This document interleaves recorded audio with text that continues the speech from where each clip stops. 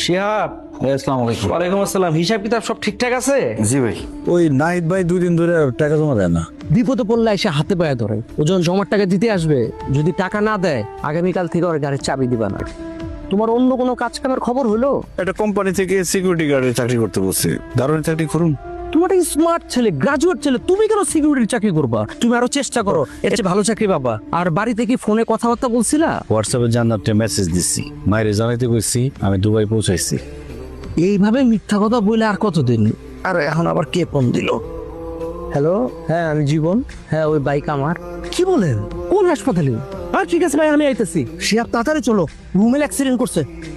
আরে আইসো, ওষুধগুলো আমার কাছে দাও। আরে চাবিটা ধরো। ওই বাইকটা আছে না, একটা ভ্যান ভাড়া করবা। ওই ভ্যানটার উপরে বাইকটা নিয়ে গ্যারেজে দিয়ে আসো, যাও। ভ্যান লাগবো না, খুব বেশি ক্ষয়ক্ষতি হয় না, আমি চালাই নিয়ে যেতে পারো। কি কো, তুমি বাইক চালাতে পারো? হ্যাঁ পারি তো, লাইসেন্স আছে। আরে মেয়েটা আমার আগে কইবা না, তাহলে তো তোমার মাঝে মাঝে বাইকটা চালাতে দিতে পারতাম। আচ্ছা যাক, এতদিন যেহেতু বলো নাই, এখন একটা কাম করবা, গ্যারেজের কাম কাজ সাইরা যে সময়টা থাকবো ওই সময় বাইকটা নিয়ে বাইরে একটু রাইট রেট শেয়ার করলা, তাহলে কটা পয়সা বেশি ইনকাম করতে পারবা। ঠিক আছে না? ঠিক আছে। যাও যাও যাও যাও, তাড়াতাড়ি যাও। এই ভাই ধানমন্ডি যাবেন? যাবো, 400 টাকা লাগবে। 250 টাকা পাবেন প্রতিদিন। হবে না, 400 টাকা লাগবে। ভাই কই যাবেন? ভাই ধানমন্ডি যাবেন? 250 দিন। ভাই আসেন। মা কেমন আছো?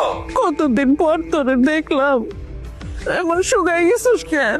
কালো হয়ে গেছিস, ঠিক মতো কাজ না, তাই না? মা, দুবাই তো অনেক গরম জায়গা, রোদে কাজ করতে হয়, তাই কালো হয়ে গেছি। তোমার শরীর ভালো আছে? আমার তো যাওয়ার সময় হয়ে গেছে মা।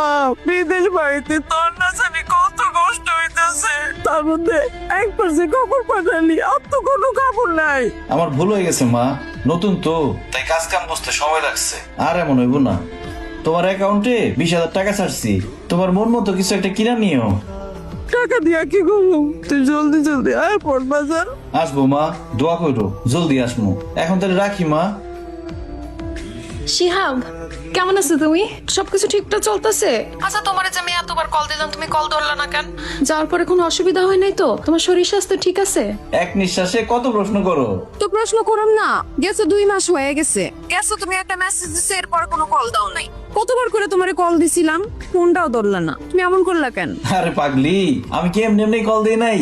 আইসা একটা ঝামেলায় পড়ে গেছিলাম। আমার তো ফ্রি ভিসা, আইসা কাজ কাম পাইতেছিলাম না। তুমি আবার মারে বইলো না, মারে বললে মা চিন্তা করবো। এখন সব ঠিক হয়ে গেছে গা।